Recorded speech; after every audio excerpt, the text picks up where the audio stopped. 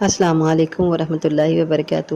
آپ سب سننے اور دیکھنے والوں کے لیے میری اللہ تعالیٰ سے دعا ہے کہ اللہ تعالیٰ قرآن پاک کو ہم سب کی آنکھوں کی ٹھنڈک اور دل کی بہار بنا دے۔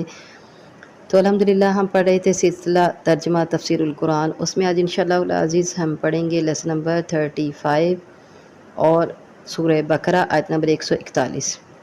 اعوذ باللہ من الشیطان الرجیم، بسم اللہ الرحمن الرحیم۔ تلک امت، یہ ایک امت تھی، قد خلت، جو گزر چکی، لہا، اس کے لیے، ما کسبت، جو اس نے کمایا، ولکم، اور تمہارے لیے، ما کسبتم، جو تم نے کمایا، ولا تسألون، اور نہیں تم سے سوال کیا جائے گا یا نہ تم پوچھے جاؤ گے، اما، اس چیز کے بارے میں، کانو، جو تھے وہ یعملون، کیا کرتے۔ آیت نمبر 142 ہے۔ سا یقولو، سا، ان قریب، یقولو، کہیں گے، السفہاء، بیوقوف، من الناس، لوگوں میں سے، ما، کس چیز نے، ولا، پھیر دیا، ہم، ان کو، ان سے، قبلتی، قبلے سے، ہم، ان کے، ان قبلتہم، ان کے قبلے سے، التی، وہ جو، کانو، تھے وہ، علیہا، اس پر، یعنی جس پر وہ تھے۔ قل للہ، کہہ دیجئے اللہ کے لیے ہے، المشرق، مشرق، والمغرب، اور مغرب، یہدی، وہ ہدایت دیتا ہے، من یشاء، جسے چاہتا ہے، الی صراط مستقیم، سیدھے راستے کی طرف۔ آیت نمبر 143 ہے۔ وَكَذَلِكَ، اور اسی طرح، جَعَلْنَاكُمْ، ہم نے بنایا تم کو، أُمَّةً وسطاً، درمیانی امت یا بہتر امت، لِتَكُونُوا، تاکہ تم بنو، شہداء، گواہی دینے والے، علی الناس، لوگوں پر، وَيَكُونَ الرَّسُولُ، اور ہو جائے رسول یا بنے رسول، علیکم، تمہارے اوپر، شہیداً، گواہ، وَمَا جَعَلْنَا، اور نہیں بنایا ہم نے، القبلۃ، قبلہ، التی، وہ جو، کنتا، تھا تو، علیہا، اس پر، الا، مگر، لنعلم، تاکہ ہم جان لیں، من یتبعو، کون، یتبعو، پیروی کرتا ہے، رسول کی، ممن، اس شخص سے جو، ینقلبو، پھر جاتا ہے، علی عقبیہ، اپنی دونوں ایڑیوں پر، وَإِن كَانَتْ، اور تحقیق ہے یہ، لکبیرتن، یا تحقیق کانت، تھی وہ، لکبیرتن، البتہ بہت بڑی بات، الا، مگر، علی الذین، ان لوگوں پر، ہدی اللہ، جنہیں ہدایت دی اللہ تعالیٰ نے، وما کان اللہ،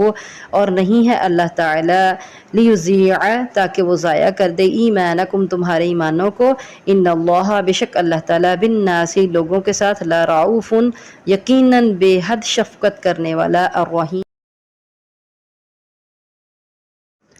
اب ہم لیسن نمبر 35 میں سورہ بقرہ کی آیت نمبر 141 کی ڈیٹیل کرتے ہیں۔ تو آیت نمبر 141 میں ہم نے پڑھا، اعوذ باللہ من الشیطان الرجیم، بسم اللہ الرحمن الرحیم، تلک امۃ قد خلت لها ما کسبت ولکم ما کسبتم ولا تسألون عما كانوا يعملون۔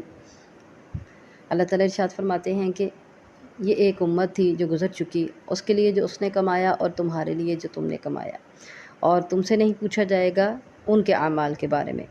تو اس کی یہ آیت پہلے بھی پڑھی جا چکی، اور اس کی ڈیٹیل بھی ہم نے کی کہ تم لوگ، یہود و نصارہ، یا پھر مسلمانوں میں بہت سے مشرک لوگ ایسے جو کہ یہ سمجھتے ہیں کہ انبیاء اور صالحین کی طرف نسبت کرنے سے ہم لوگ کامیاب ہو جائیں گے۔ جیسے یہود و نصارہ سمجھتے تھے کہ چونکہ انبیاء ہمارے میں آتے رہے ہیں، ہمارے باپ دادا میں، ہماری لڑی میں آتے رہے ہیں، تو اسی سے ہماری کامیابی ہے۔ تو یہ بالکل غلط ہے۔ تلک امۃ قد خلت، وہ ایک جماعت تھی، امت تھی، گزر گئی، اس کے لیے جو اس نے کمایا، اور تمہارے لیے جو تم نے کمایا، تمہارے اعمال کا بدلہ تمہیں ملے گا، اور ان کے اعمال کا بدلہ انہیں ملے گا، اور تم سے ان کے اعمال کے بارے میں نہیں پوچھا جائے گا، اور ان سے تمہارے اعمال کے بارے میں نہیں پوچھا جائے گا۔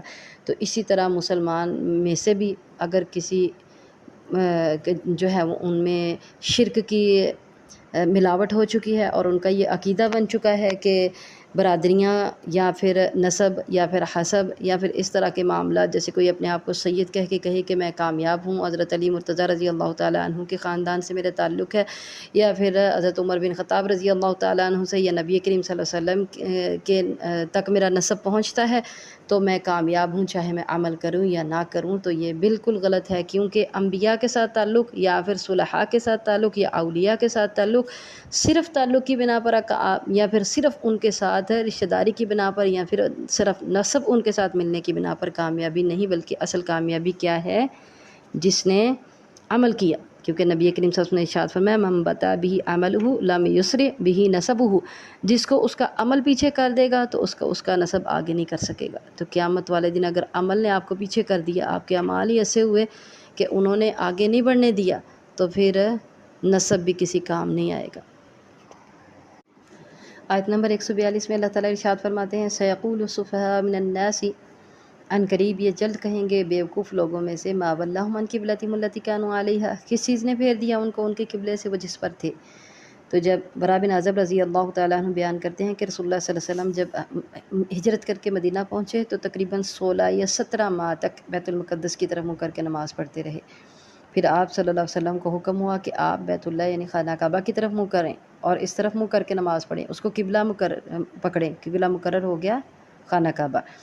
اس پر اب یہود و نصارہ اور منافقین بھی اور مشرکین بھی سب اعتراض کرنے لگے۔ تو اللہ تعالیٰ نے ان کو کیا کہا، ان لوگوں کو سیقول السفہاء، جلد کہیں گے بیوقوف لوگوں میں سے۔ یہ لوگ کیا تھے؟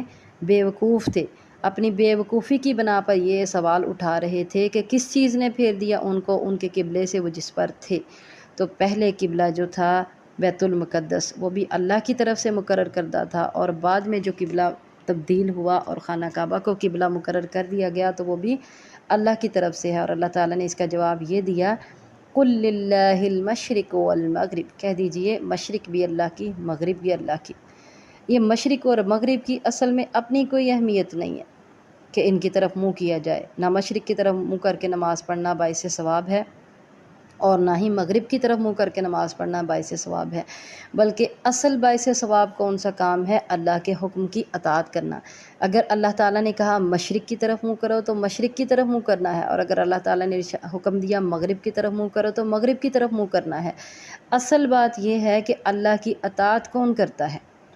قل للہ المشرق والمغرب، اللہ کی ہی مشرق ہے اور اللہ کے لیے ہی مغرب ہے، دونوں کا مالک اللہ تعالیٰ ہے۔ وہ جب چاہے جدھر کو چاہے منہ کر کے نماز پڑھنے کا حکم دے سکتا ہے، اور ہمارا کام کیا ہے؟ ہمارا کام ہے اللہ تعالیٰ کا حکم ماننا، اور یہی صراط مستقیم ہے۔ اللہ تعالیٰ کا حکم ماننا ہی صراط مستقیم ہے اور یہی ہدایت کا راستہ ہے، کیونکہ آگے اللہ تعالیٰ ارشاد فرما رہے ہیں یہدی من یشاء الی صراط مستقیم، وہ ہدایت دیتا ہے جسے چاہتا ہے سیدھے راستے کی طرف۔ اور پیچھے ہم نے سورہ بقرہ کی آیت نمبر 188 میں بھی یہی پڑھا لیس البر ان تولوا وجوہکم قبل المشرق والمغرب ولکن البر من آمن باللہ، نیکی یہ نہیں ہے کہ تم مشرق اور مغرب کی طرف منہ کرو، بلکہ نیکی یہ ہے من آمن باللہ، اللہ پر ایمان لانا نیکی ہے۔ اور یہاں بھی اللہ تعالیٰ ارشاد فرما رہے ہیں نیکی یہ نہیں ہے کہ مشرق کی طرف منہ کرو یا مغرب کی طرف منہ کرو، بلکہ اصل بذات خود نیکی کیا ہے؟ من آمن باللہ، جو اللہ کے حکم پر ایمان لے آئے، جس نے اپنا سر تسلیم خم کر دیا کہ اللہ کا حکم ہے مشرق کی طرف منہ کرنا ہے تو مشرق کی طرف کرنا ہے۔ اگر اللہ تعالیٰ کا حکم ہے کہ مغرب کی طرف منہ کر کے نماز پڑھو تو ہم نے مغرب کی طرف منہ کر کے نماز پڑھنی ہے۔ نہ مشرق کی کوئی اہمیت ہماری نظر میں ہے اور نہ ہی مغرب کی کوئی اہمیت ہماری نظر میں ہے۔ اور آگے اگلی آیت نمبر 143 میں اللہ تعالیٰ ارشاد فرماتے ہیں وَكَذَلِكَ جَعَلْنَاكُمْ أُمَّةً وَسَطًا لِتَكُونُوا شُهَدَاءَ عَلَى النَّاسِ وَيَكُونَ الرَّسُولُ عَلَيْكُمْ شَهِيدًا، اور اسی طرح بنایا ہم نے تم کو امتاً وسطاً، درمیانی امت یا پھر بہترین امت۔ وسط کا مطلب ہوتا ہے درمیان، وسط کا مطلب کیا ہے؟ درمیان، اور بہتر کو بھی وسط کہا جاتا ہے۔ بہتر کو وسط کیوں کہا جائے گا؟ کیونکہ ہر کام میں اعتدال ہی بہتر ہوتا ہے، درمیانہ راستہ اختیار کرنا ہی بہتر ہوتا ہے۔ تو پھر وسط کو، درمیان کو، اعتدال کو، معتدل کو کیا کہا جائے گا؟ بہتر۔ تو یہاں بہتر بھی اس کا معنی لیا جا سکتا ہے، لیکن اصل معنی کیا ہے؟ وسط کا مطلب درمیانی امت ہے۔ جس طریقے سے یہود و نصارہ میں افراط و تفریط تھا، انہوں نے غلوب کیا، ان میں وہ افراط و تفریط کا شکار ہوئے، تو الحمدللہ شریعت محمدی میں نہ افراط ہے نہ تفریط ہے، اور اگر ہم اس پر چلیں گے تو انشاءاللہ العزیز ہم افراط و تفریط کا شکار نہیں ہوں گے۔ یہود میں بہت زیادہ سختی پائی جاتی تھی اور اب بھی ہے، وہ اپنے دین میں کسی نئے کو آنا ایکسیپٹ نہیں کرتے، لیکن نصارہ میں بہت زیادہ نرمی پائی جاتی تھی، تو ہر کوئی افراط و تفریط کا شکار ہوا۔ لیکن الحمدللہ ثم الحمدللہ اللہ تعالیٰ نے اسلام میں درمیانہ راستہ رکھا اور مسلمانوں کو بھی درمیانی امت بنا دیا اور بہترین امت بنا دیا۔ اسی طرح سورہ آل عمران میں اللہ تعالیٰ وسط امت کی ایک اور تعریف کرتے ہیں، جو ابھی ہم نے اس کا معنی پڑھا کہ کنتم خیر امۃ اخرجت للناس तअमुरून बिलमारूफ व तनहौना अनिल मुनकर, तुम बेहतरीन उम्मत हो, उखरिजत लिन्नास, तुम लोगों के लिए पैदा किए गए हो, निकाली गई हो। तअमुरून बिलमारूफ व तनहौना अनिल मुनकर, तुम भलाई का हुक्म देते हो और बुराई से मना करते हो। तो फिर आयत नंबर 143 में वकज़ालिक जअलनाकुम उम्मतन वसतन लितकूनु शुहदा अलन्नास व यकून रसूलु अलैकुम शहीदा, का मतलब क्या हुआ कि तुम बेहतर उम्मत हो, दरमियानी उम्मत हो। ये दो बातें जिस तरह तुम्हारे पास पूरी हैं और मुखालफों के पास नाकिस हैं, वो दो बातें कौन सी हैं जो मुसलमानों के पास पूरी हैं? एक ये कि तुम मुसलमान तमाम अंबिया पर ईमान लाते हो, और यहूद व नसारा क्या करते हैं, किसी नबी को मानते हैं और किसी को नहीं मानते, और मुसलमान अल्हम्दुलिल्लाह तमाम अंबिया पर ईमान लाते हैं। और दूसरी ये कि मुसलमानों का किबला काबा है, जो कि इब्राहीम अलैहिस्सलाम के वक्त से मुकर्रर हुआ था, और इब्राहीम अलैहिस्सलाम सबके पेशवा यहूद व नसारा भी इस बात को तस्लीम करते थे और कहते थे, बल्कि जैसे हमने पीछे पढ़ा, बार बार कहते थे कि इब्राहीम अलैहिस्सलाम, हम इब्राहीम अलैहिस्सलाम की उम्मत हैं, हम इब्राहीम अलैहिस्सलाम के दीन पर हैं, मिल्लत पर हैं, लेकिन असल में वो इब्राहीम अलैहिस्सलाम की मिल्लत से फिर चुके थे।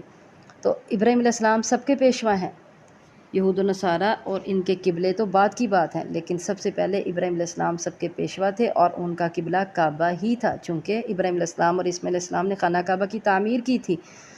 तो इस तरह मुसलमानों को सबसे अफजल उम्मत और दरमियानी उम्मत और बेहतर उम्मत बना दिया। और अब मुसलमानों का क्या काम है, कुंतुम खैरा उम्मतिन उखरिजत लिन्नासि तामुरूना बिल मारूफ व तनहौना अनिल मुनकर, कि दूसरों की रहनुमाई करें सीधे रास्ते की तरफ और गलत काम से उनको मना करें। आगे अल्लाह ताला इरशाद फरमाते हैं लितकूनु शुहदा अलन्नासि, ताकि तुम हो जाओ गवाह लोगों पर, व यकून रसूलु अलैकुम शहीदा, और रसूल तुम्हारे ऊपर गवाह हो। तो इसको जो है ना, वो इसका 3 माना बयान किए जाते हैं तफसीर में। 3 तरह की शहादतें हैं। पहली शहादत क्या है? पहली शहादत ये है कि रसूलुल्लाह सल्लल्लाहु अलैहि वसल्लम शहादत देंगे कि उन्होंने अपने सहाबा तक पैगाम पहुंचा दिया, और फिर सहाबा ताबईन पर शहादत देंगे कि उन्होंने ताबईन को पैगाम पहुंचा दिया, और ताबईन आगे तबा ताबईन पर शहादत देंगे कि उन्होंने तबा ताबईन को पैगाम पहुंचा दिया, और इसी तरह तबा ताबईन आगे उसके बाद आने वालों को, और फिर वो आगे उसके बाद आने वालों पर शहादत देंगे कि हमने उनको पैगाम पहुंचा दिया। और कुछ इसी तरह का नबी करीम सल्लल्लाहु अलैहि वसल्लम ने खुतबा हज्जतुल विदा के मौका पर भी इरशाद फरमाया था कि क्या मैंने अल्लाह ताला का पैगाम तुम तक पहुंचा दिया? तो लोगों ने कहा बेशक आपने पहुंचा दिया। ये बुखारी शरीफ की रिवायत है। तो शहादत, इस तरह शहादत की जो पहली किस्म हमने पढ़ी, इससे ये भी पता चलता है कि पैगाम पहुंचाना क्या है, दावत देना, हक़ की दावत देना, बुराई से मना करना। तो इससे भी ये पता चलता है कुंतुम खैरा उम्मतिन उखरिजत लिन्नासि तामुरूना बिल मारूफ व तनहौना अनिल मुनकर, कि अमर बिल मारूफ व नहीं अनिल मुनकर की बड़ी अहमियत है। और बेहतर और अफजल उम्मत का काम ये है, और उनके बेहतर और अफजल होने का सबब भी ये है कि वो लोगों को नेकी का हुक्म देते हैं और बुराई से मना करते हैं। अब इसको देखा जाए तो अब हम में से हर एक का ये फ़र्ज़ है कि वो पैगाम आने वालों तक पहुँचाए, तभी वो इन पर शहादत भी दे सकेगा, और तब ही वो उम्मत वस्त कहलाने का हक़दार होगा और बेहतर उम्मत कहलाने का हक़दार होगा। और अगर उम्मत मुसलमा के लोग जो हैं वो इसी तरह गुमराही को देखकर खामोशी इख्तियार करें, और फिर वो क्या गवाही देंगे? ना वो गवाही दे सकेंगे कि हमने अगले लोगों को तक बात पहुँचाई, और ना ही वो उम्मत वस्त और बेहतर उम्मत होने के मुस्ताक हैं।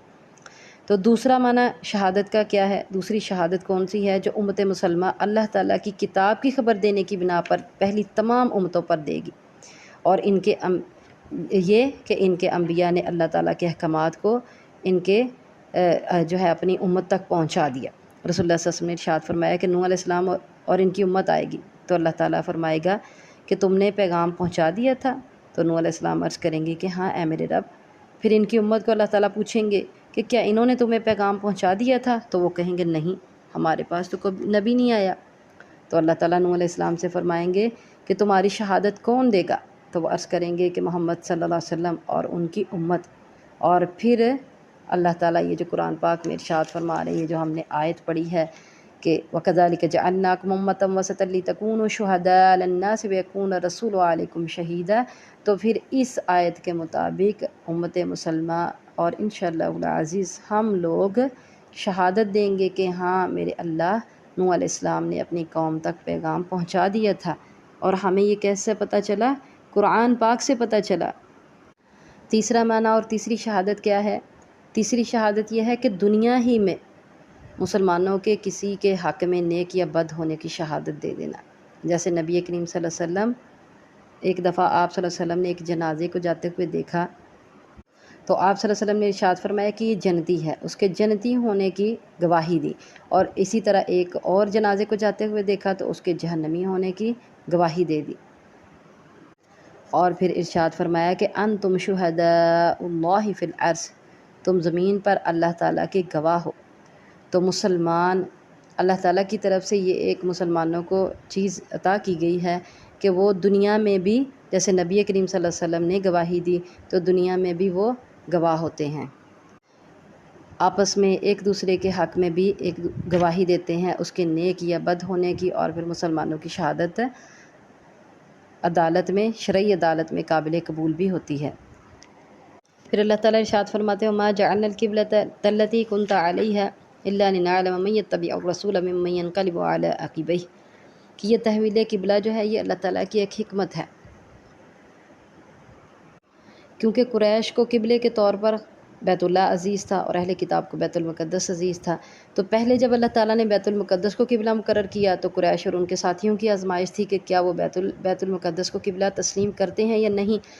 اور پھر جب بیت المقدس کی جگہ بیت اللہ کو قبلہ مقرر کیا گیا تو اب یہ یہود و نصارہ کی آزمائش تھی کہ کیا وہ اہل کتاب کی آزمائش یہ تھی کہ کیا وہ بیت اللہ کو خانہ کعبہ تسلیم کرتے ہیں، بیت اللہ کو قبلہ تسلیم کرتے ہیں یا نہیں تسلیم کرتے. اپنے اپنے پسندیدہ قبلے کو نبی کریم صلی اللہ علیہ وسلم کے حکم کے مطابق آپ کی اطاعت کرتے ہوئے چھوڑ کر جو اللہ کے نبی صلی اللہ علیہ وسلم نے اللہ کے حکم سے قبلہ مقرر کیا اس کو تسلیم کرتے ہیں یا نہیں کرتے. تو یہ آزمائش تھی ان کی، یہ جو تحویل قبلہ ہے. اللہ تعالیٰ اسی کی طرف اشارہ کرتے ہیں کہ یہ صرف کیا تھا لِنَعْلَمَ مَن يَتَّبِعُ الرَّسُولَ، تاکہ ہم دیکھیں کہ کون رسول کی پیروی کرتا ہے اور کون اپنی دونوں ایڑیوں پر پھر جاتا ہے. وَإِن كَانَتْ لَكَبِيرَةٌ إِلَّا عَلَى الَّذِينَ هَدَى اللَّهُ، اور بدلنے والے قبلے کو تسلیم کرنا ایک بہت بڑی بات تھی اور اس کو تسلیم کرنا سوائے مسلمانوں کے سب کے لیے ایک مشکل کام تھا. تو الحمدللہ مسلمانوں نے اس کو تسلیم کیا اور باقی سب اس کے معاملے میں